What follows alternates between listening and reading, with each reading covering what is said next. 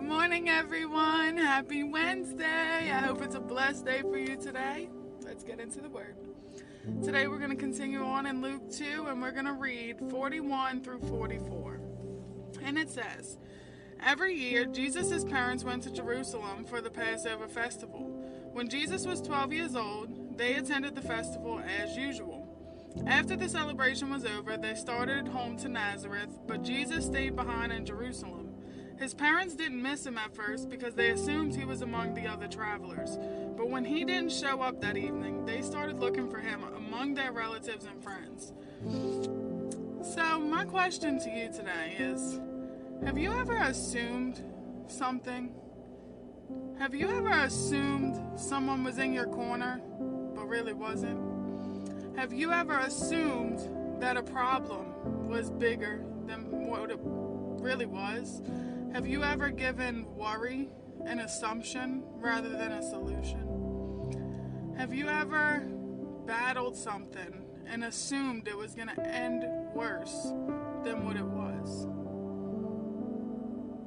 My advice today, don't give worry a shadow that doesn't belong there.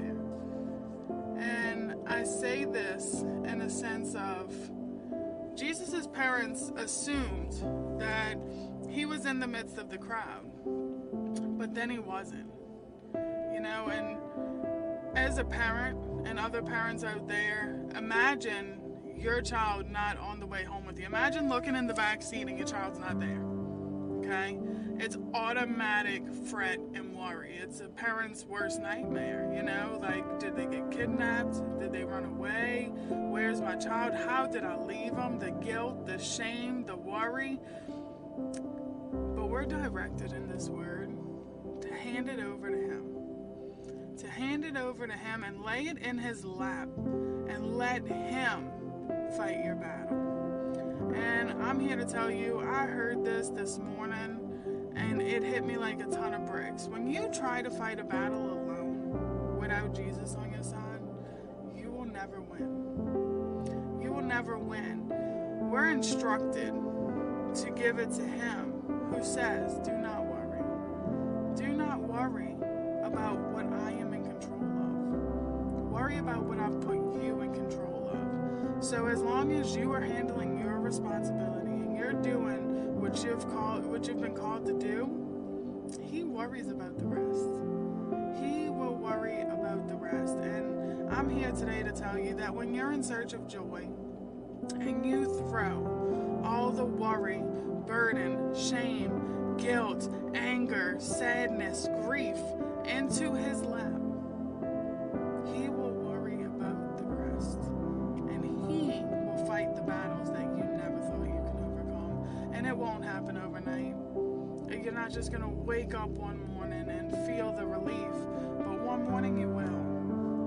And then you'll all of a sudden realize there was purpose in the pain. You will have your questions of why answered. You will have a confidence, and more than anything, your faith will be increased because he will prove to you, I come through as your Father. Everything he says is true. And so I just challenge y'all today that while searching for joy, everything that steals your joy, throw it in his lap. And this is coming from a retired control freak, okay? So I couldn't do it for the longest. But work on it.